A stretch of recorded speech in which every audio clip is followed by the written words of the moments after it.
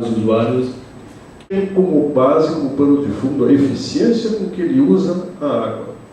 Aqui perde um pouco de importância, a importância com relação ao volume d'água. Se nós vamos taxar os que consomem muita água, embora sejam muito eficientes, seria uma grande injustiça. O que importa é a eficiência com que se usa a água, para que não se iniba o grande usuário da água, o consumidor, digamos assim, no plantio do arroz, principalmente, e que também não se atinge do mercado, inviabilizando a atividade do pequeno produtor, coitado, né? O Brasil tem um outro problema também do paternalismo, de deixar fora desse certame todo de pagamento da conta alguns que supostamente não possam pagar. Na bacia do Rio Santa Maria, 80% dos usuários são pequenos agricultores com entre 50, 20, 30, 40 hectares. E são os que mais desperdiçam a água no seu conjunto. Imagine que se nós tivermos desenvolvendo essa visão de paternalismo, de passar a mão por cima, coitado não pode pagar, vamos relevar essa questão, nós não vamos chegar a conclusão nenhuma, sem falar no risco da comercialização da água por esses que são os pequenos. Quem diz que não poderão desviar essas águas para aqueles que têm mais ao longo da fronteira, como lindeiro, né? Então, o modelo classifica com relação à eficiência, pela normalização. Normalizar é transformar uma série numérica numa escala que vai de 0 até 1, que gera uma porcentagem. Então, cada um tem uma credencial dentro desse processo, que é a cota 0,003, a sua cota. Ela serve para todas as finalidades que sejam discutidas dentro do contexto da bacia, mas principalmente para gerar a contribuição financeira. O simples produto da cota de cada usuário, pelo investimento que for discutido e aprovado no âmbito do comitê, aquilo gera contribuição financeira. Se vai ser financiada, se vai ser mensal, se vai ser por safra, isso é uma questão de decisão do comitê de gerenciamento. Então, o modelo tem um equilíbrio e mais o condicionamento ao marco jurídico aqui no estado do Rio Grande do Sul, e muito bem concebido, de que não se pode arrecadar recursos sem que haja um montante discutido, liberado e aprovado com determinado prazo na bacia. Então, arrecadar recursos por conta de alguma coisa, não há essa expectativa, e que bom que não haja. É sempre necessário que se discuta, que se estabeleça um montante. Bom, agora nós vamos votar tantos milhões de reais para construir aquele açude que vai beneficiar parcialmente ou totalmente o universo dos usuários. Feito aquilo, o modelo, como concebido, ele não se corre o risco de, a partir do aumento da eficiência de um usuário, um grupo de usuários, que esse valor é menor que ele passe a pagar, que prejudique o montante programado e discutido e aprovado.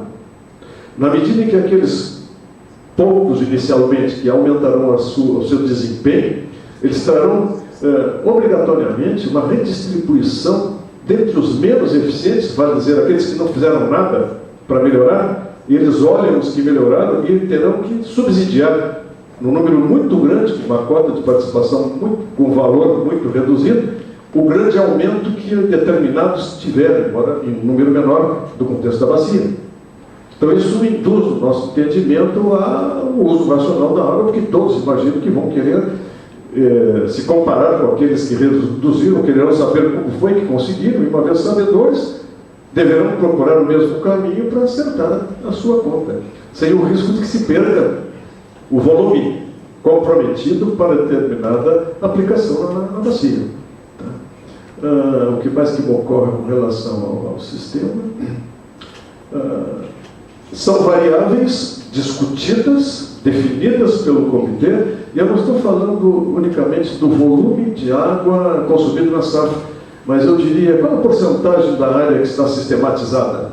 Isso pode se medir. É difícil medir o consumo.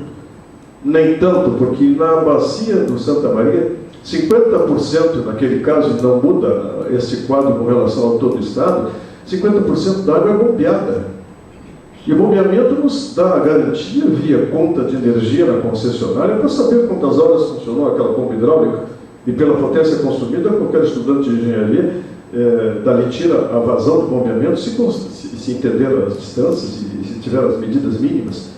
A outra metade seria passível de medição por canal. Não é tão complicado medir, mas mesmo que fosse, na medida em que essas variáveis, que são definidas, discutidas junto do comitê, repito, dizem respeito a porcentagem de sistematização, o quanto por cento desse usuário utiliza arroz sequeiro, com pivoteamento ou com gotejamento, com pivô central, e não tanto pelo volume, mas a verificação, a possibilidade de que ele, ao melhorar os seus processos de plantio e principalmente de irrigação, ele consegue melhorar seu desempenho, pagar menos, e o gestor consegue medir. Seguramente, porque a gente não consegue gerenciar o que não consegue medir, todos sabem. E não consegue medir, você não consegue entender. Então, se entender o processo, a gente pode até, através da medição, ter um processo de gerenciamento. Mas gerenciar sem conseguir medir, esqueça. Uma coisa muito aleatória, virtual, suposições. Né? Então, essa questão toda, tipo de bombeamento, as bombas hidráulicas consomem muita água para irrigação, por inundação do Rio Grande do Sul, operam com velocidade constante. Por simples mudança de processo, utilizando bombas de velocidade variável, não só deixam, não diz respeito apenas à economia de energia elétrica, como também por um suprimento mais regular e adequado da quantidade de água que se exige na lavoura. Nós plantamos mais de 1 milhão de hectares de arroz inundado no Rio Grande do Sul, calcado fundamentalmente na cultura familiar, ancestral, com todas aquelas falhas que sabemos por excesso de água.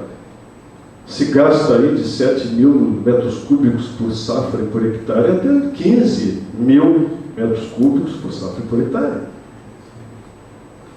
É muita água, né?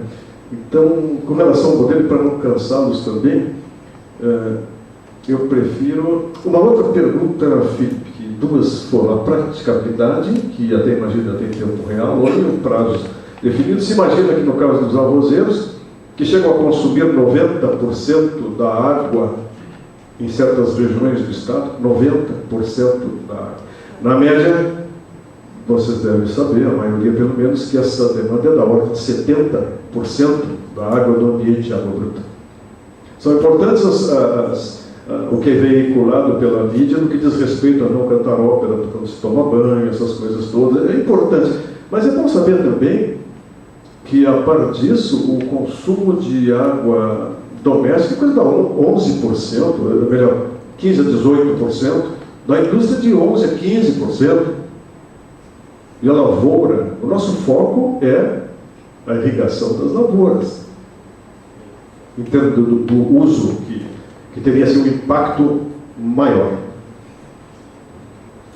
Eu acho que poderia me colocar à disposição de vocês, porque mais me interessam assim, as coisas que não estão muito bem, que já estou ajustando, principalmente pelas tuas importantes e oportunas considerações, algumas falhas, e uma que eu estava esquecendo. Eu trato em alguns momentos, falei no momento, de tratar de forma desigual os desiguais, na medida das suas desigualdades. Um pouco de filosofia, mas vem de Aristóteles e depois Rui Barbosa, na oração aos moços, né? Quando diz que o princípio universal da justiça e da isonomia é tratar diferente os desiguais na exata medida das suas desigualdades.